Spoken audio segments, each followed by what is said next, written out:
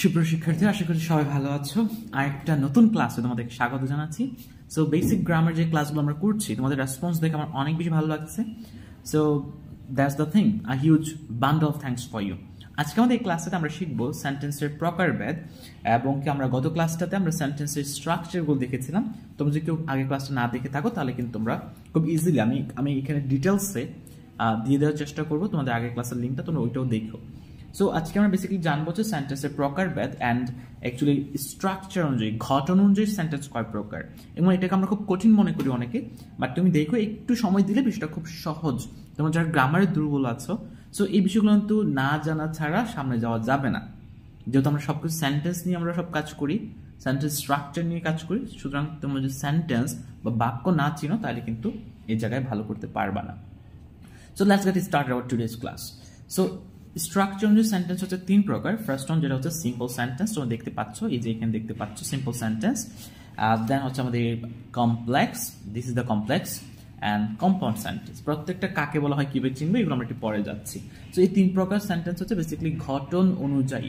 আর এটা আছে না আমাদের অর্থ অনুযায়ী পাঁচ প্রকার, অ্যাসার্টিভ, ইন্টারগেটিভ, ইম্পারেটিভ। ওইটা হচ্ছে অর্থ অনুযায়ী, অ্যাকর্ডিং টু মিনিং। বাট আজকে যেটা আমরা দেখছি সেটা হচ্ছে ঘটন অনুযায়ী সেন্টেন্স তিন প্রকার, সিম্পল, কমপ্লেক্স অ্যান্ড কম্পাউন্ড। তোমরা কিন্তু এগুলো খাতায় নোট ডাউন করে রাখবে, যাতে সবগুলো ক্লাস একসাথে আসলে মানে তুমি কিন্তু ভালো বুঝতে পারবে, ঠিক আছে? তোমরা যারা আমার চ্যানেলটা এখন সাবস্ক্রাইব করো নাই, আমাদের এই ইংলিশ ইনসাইট চ্যানেল সাবস্ক্রাইব করে রাখো, যাতে পুরো বেসিক গ্রামার ক্লাসগুলো তুমি একসাথে পেয়ে যাও। সো পরে আমরা যাচ্ছি।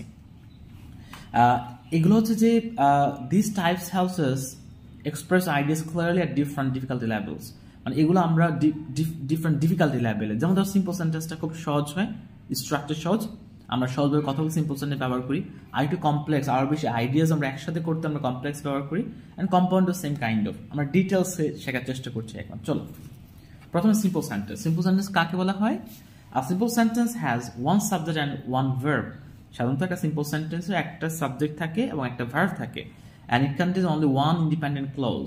ক্লজ কাকে বলা হয়? সাধারণত মানে একটা বাক্যের অংশকে বা বাক্যাংশ সাধারণত আমরা ক্লজ বলে থাকি।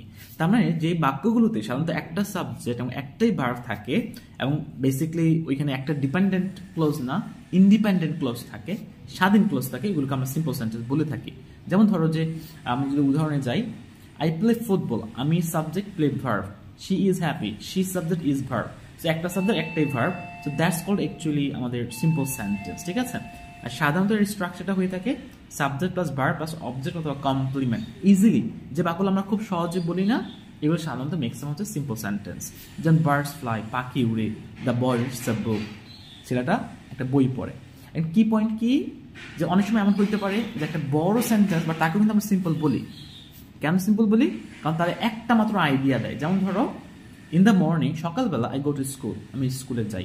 তার মানে এটা কিন্তু একটা সিম্পল সেন্টেন্স, কারণ এখানে subject I, go to verb, একটা সাবজেক্ট একটা ভার্ব, আর সকালবেলা। তার মানে ধারণাটা এক, বাট হয়তো বাক্যটা একটু বড়, সেখানে বলা হচ্ছে অনেক সময় মনে হইতে পারে যে অনেক বড়, বাট ধারণাটা সিঙ্গেল একটা ধারণা প্রকাশ করে। এটা হচ্ছে simple sentence. So let's move on for complex. Complex sentence is a sentence that has one independent clause. Independent clause মানে হচ্ছে একটা স্বাধীন বাক্যাংশ থাকবে। স্বাধীন বলতে আমরা কি বুঝি? মানে ওই বাক্যের অংশটার নিজস্ব অর্থ থাকবে, কমপ্লিট অর্থ থাকবে। Or one or more dependent clause, মানে একটা স্বাধীন ক্লজ থাকবে মাস্ট, তবে এক বা একাধিক ডিপেন্ডেন্ট ক্লজ, মানে যে ক্লজ নিজের উপর নির্ভরশীল না, অর্থের জন্য অন্যের উপর ডিপেন্ডেন্ট, অথবা নিজে নিজের কমপ্লিট অর্থ দিতে পারে না, তাকে বেসিক্যালি আমরা কমপ্লেক্স সেন্টেন্স বলে থাকি। আমরা যদি উদাহরণে যাই তাহলে আরো বেশি ক্লিয়ার হবে। যেমন উদাহরণ যদি আমি যাই, যেমন আই ওয়েন্ট হোম, আমি বাড়ি গিয়েছিলাম, বিকজ আই ওয়াজ টায়ার্ড, কারণ আমি টায়ার্ড ছিলাম। এরপর দেখো ওয়েন দ্য রেইন স্টপড, যখন রেইন বন্ধ হয়েছিল, যখন বৃষ্টি বন্ধ হয়ে গেছিল, উই ওয়েন্ট আউটসাইড, আমরা বাইরে গিয়েছিলাম। দেখো এখানে আমরা উই ওয়েন্ট আউটসাইড কিন্তু আমি বলতেই পারি। So it's a complete independent clause, এটা অন্যের উপর ডিপেন্ডেন্ট না। কিন্তু ওয়েন দ্য রেইন স্টপ, যখন বৃষ্টি শুরু হয়েছিল বা বন্ধ হয়েছিল, এটা বললে কিন্তু বাক্যটা কমপ্লিট হয় না। তার মানে কমপ্লিট করার জন্য অবশ্যই উই ওয়েন্ট আউটসাইড এটার উপর ডিপেন্ড করতে হচ্ছে। তার মানে এরকম যখন দুটো ক্লজ থাকবে এবং একটা আরেকটার উপর ডিপেন্ডেন্ট হবে, তখনই বেসিক্যালি আমরা কি বলবো যে এটা হচ্ছে কমপ্লেক্স সেন্টেন্স। তাহলে আমরা বুঝলাম কমপ্লেক্স সেন্টেন্সের দুইটা পার্ট থাকবে, দুটো ক্লজ থাকে, একটা ডিপেন্ডেন্ট আর একটা ইন্ডিপেন্ডেন্ট। বুঝতে পেরেছি স্যার? Okay fine. এবার আসো আমরা এখানে যাই, কমন সাবঅর্ডিনেট কনজাংশনস। অর্থাৎ যখন দুটো ক্লজ থাকে, ক্লজ দুটাকে যুক্ত করার জন্য কিছু শব্দ, কমন শব্দ ব্যবহার করা হয়, যেমন because, although, when, while, if, since, unless, before, after, that, who, which, etcetera. তার মানে এগুলো দেখলে তুমি বুঝবা যে হ্যাঁ এটা হচ্ছে একটা কমপ্লেক্স সেন্টেন্স, মানে এগুলো সাইন। কমপ্লেক্স সেন্টেন্স লিখতে হলে আমাদেরকে এগুলো দিতে হয়, এবং এগুলো দ্বারা বোঝায় যে একটা আরেকটার উপর নির্ভরশীল। আশা করছি বুঝতে পেরেছ। তারপর তোমার যদি কোনো কোয়েশ্চেন থাকে কমেন্টে অবশ্যই জানাবা, আর তোমরা কারা দেখছো, কোথা থেকে দেখছো, কেমন লাগছে সেটা একটু কমেন্টে লিখে দিবে আশা করছি। তো এবার আসে আমাদের ফাইনালি কম্পাউন্ড সেন্টেন্স। কম্পাউন্ড সেন্টেন্সটা হচ্ছে বেসিক্যালি কমপ্লেক্সের মতোই অনেকটা, তবে এখানে একটা পার্থক্য আছে, আমি বলছি। আর compound sentence has two or more independent clause, অর্থাৎ এদের দুইটা স্বাধীন ক্লজ থাকবে।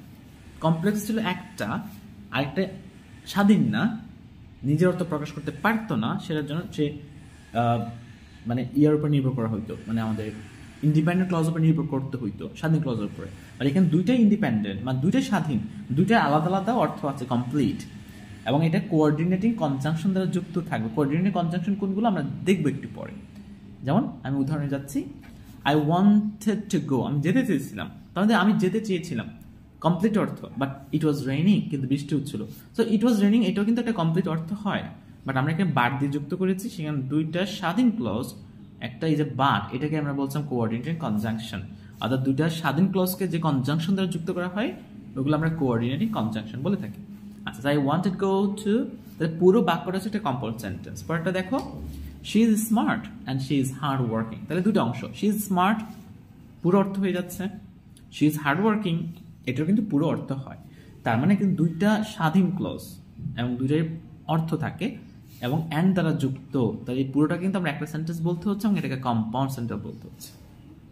আশা করছি বুঝতে পারছো। ইউ ক্যান স্টে হিয়ার, তুমি এখানে থাকতে পারো, অর ইউ ক্যান লিভ, তুমি যাইতেও পারো, ইউ ক্যান লিভ মানে তুমি যাইতে পারো। দেখো আমরা কিন্তু ইউজুয়ালি ইউ ক্যান লিভ বলি অনেক সময়, সুতরাং এটা একটা independent clause. You can stay here এটা একটা ইন্ডিপেন্ডেন্ট ক্লজ। সো এখানে বাট অ্যান্ড হিয়ার এগুলো হচ্ছে আমাদের বেসিক্যালি হচ্ছে কোঅর্ডিনেটিং কনজাংশন। বুঝতে পেরেছি আশা করছি।